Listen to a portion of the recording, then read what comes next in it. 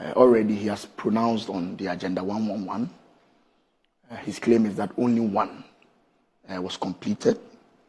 I've also listened to officials in Akufo-Addo's government who were involved in Agenda 111 dispute that and say that 3 were commissioned. In fact, I know that 3 were commissioned, but His Excellency, based on the information he has, says only 1 was completed. I'm sure when it comes to SONA, he can clarify that for all of us. On the issue of the energy... But do you have any, in relation to Agenda 111, do you have any contrary information? Yes, 3. About Agenda the ones that were completed. The ones that were completed. Yes. Because the president said it was only 1. And even the 1, there aren't any equipment in there. It's almost like a shell. I'm saying that the one who was in charge of Agenda 111 at the presidency has come out to say that 3 were completed and commissioned. And on the day of the commissioning, there were media men there. There are pictures on even Nana Dankwa Akufo-Addo's Facebook page. Were they ready to be used? I'm coming. Put to use. The president says that there were no beds. And I'm saying that there are pictures on Nana Dankwa Akufo-Addo's page. I get that. That shows that the media men who were present took pictures of a hospital with beds. Yeah. So I'm saying that tomorrow is an opportunity for him on the floor of Parliament for him to give some details. But I'm also aware that you don't need anybody to tell you what the state of the nation is. I mean, the Ghanaian people, those who feel it, know it.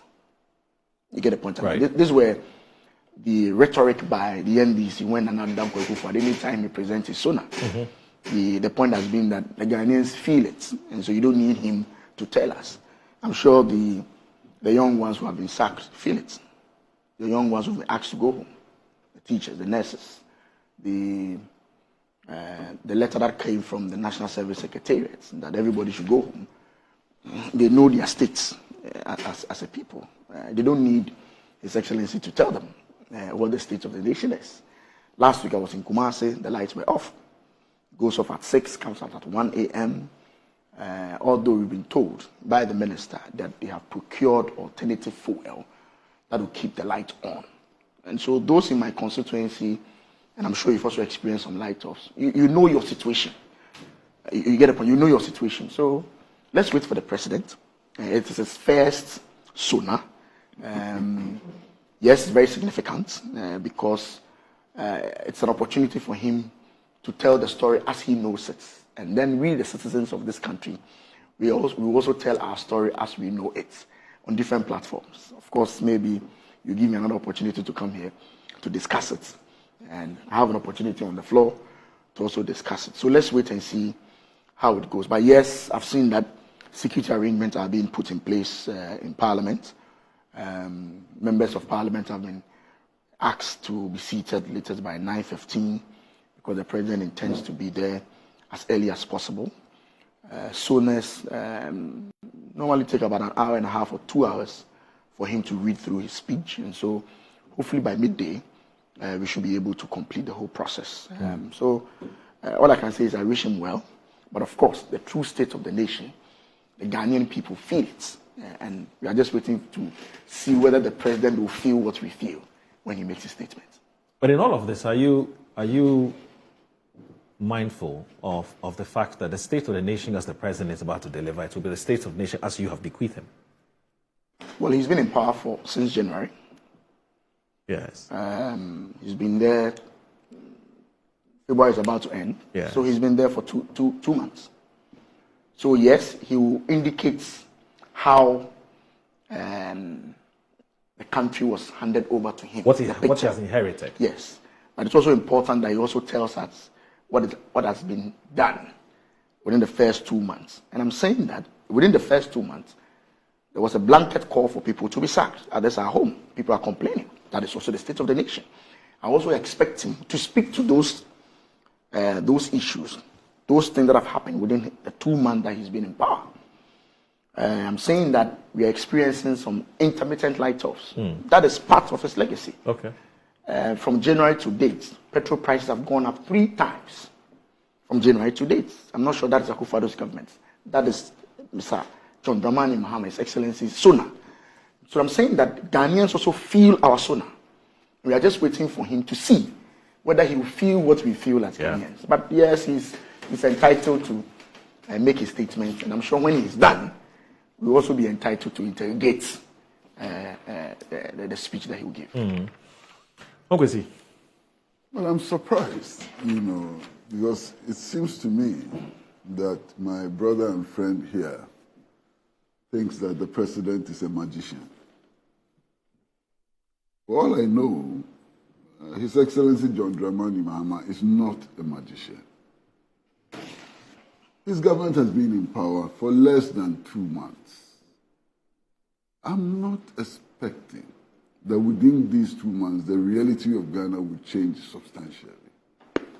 In fact, what we should be looking for are signals of what is likely to come. You understand? And this reference to doomsaw, to all intents and purposes, I think is absolutely laughable. We know the state of the energy sector, especially the power sector, before 7 January 2025.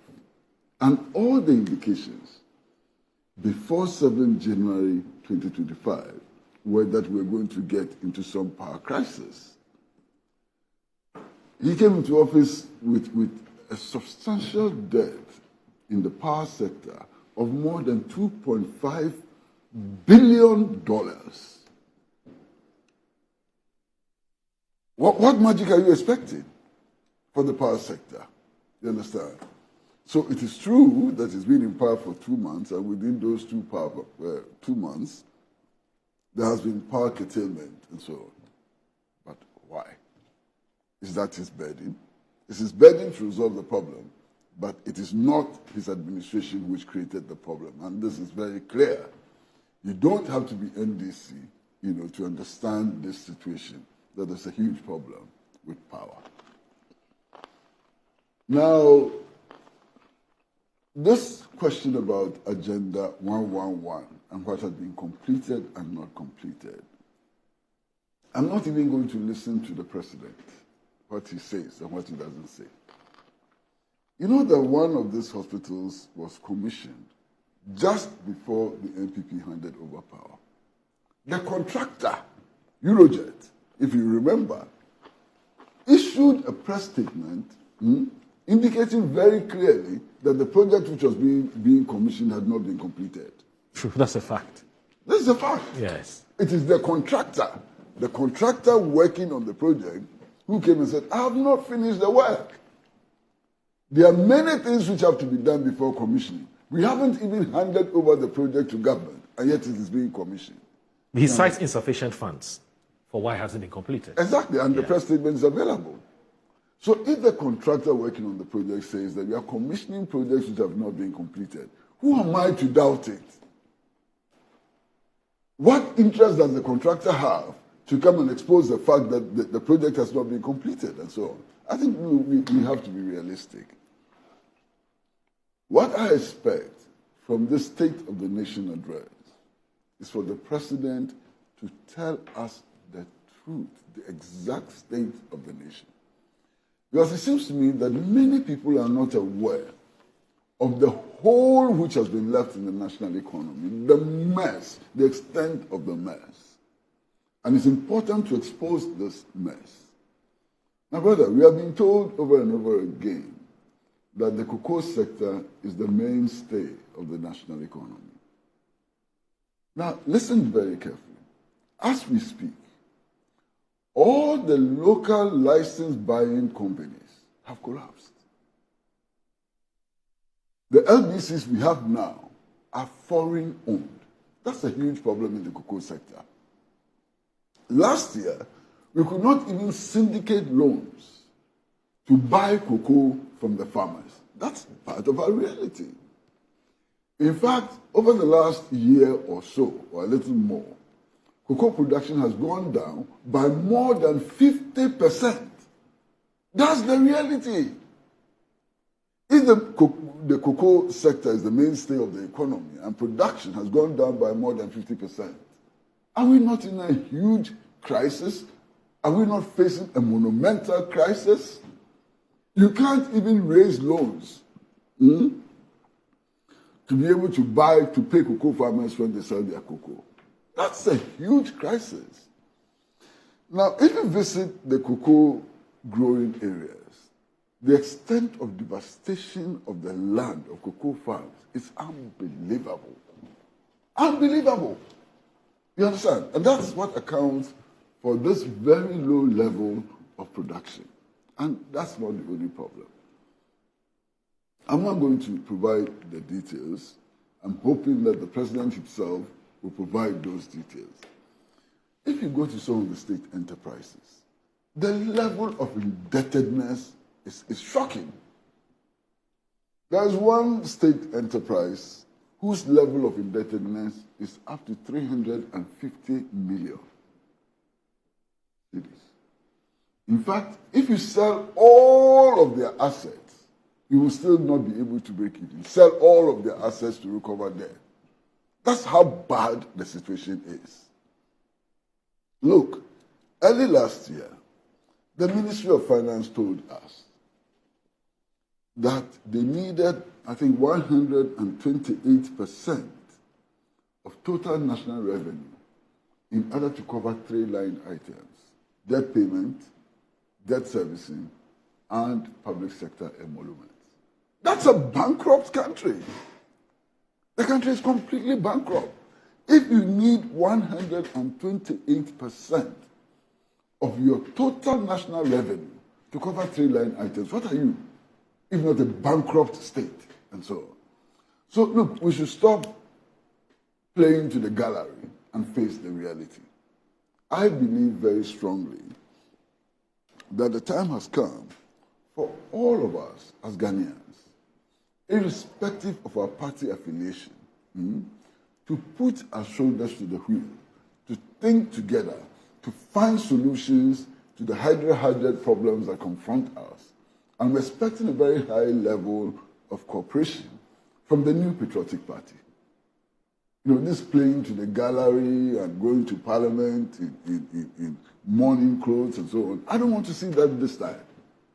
Because of the crisis we face, and indeed the opposition has to demonstrate that it is not just a credible opposition, but it's also a responsible opposition.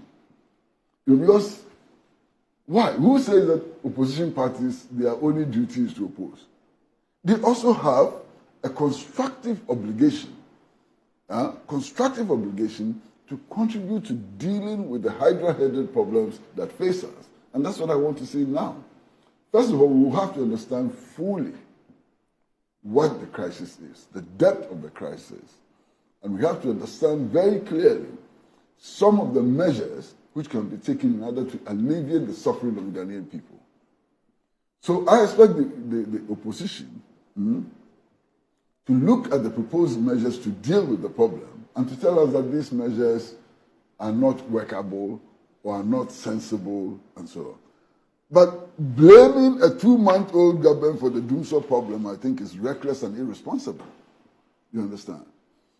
One of the issues which have been raised, and my brother and friend, sometimes I'm even tempted to call him comrade, even though he doesn't fully qualify. He's a patriot. You know. He's a patriot, yes. He's talking about dismissals from the public service. I'm not interested in whether the NPP did the same or not. If the NPP did it and it was wrong, it must be wrong now. And we should be moving forward rather than moving backwards. So I'm not going to engage in that debate of whether the NPP also did it and so on. But I want to understand the measures which are being taken. If you have state agencies which are reeling with indebtedness, they have huge holes in their accounts and so on, they cannot even pay those who are on the payroll now, and you add thousands and hundreds of people to the payroll, what are you doing? What are you doing? Is that not madness? So somebody ought to be able to rationalize the payroll. And in rationalizing the payroll, you need to find out whether there's a capacity to pay the people who are being employed. That's one. Employment into the public service is governed by, in some cases, even law. It's governed by clear rules and so on.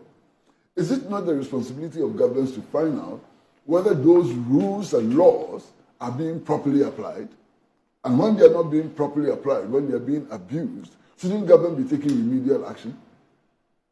So these are the things that we should be looking at and stop this propagandist attitude, and this propagandist attitudes which assumes that the Ghanaian people are yo-yo.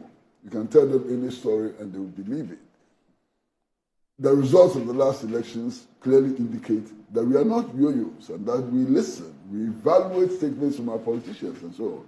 And we know what is right, we know what is good, and we know what is bad. So we're all waiting for the State of the Nation address with bated breath. But the president will do himself some good if he really does not shy away from exposing the true state of the economy.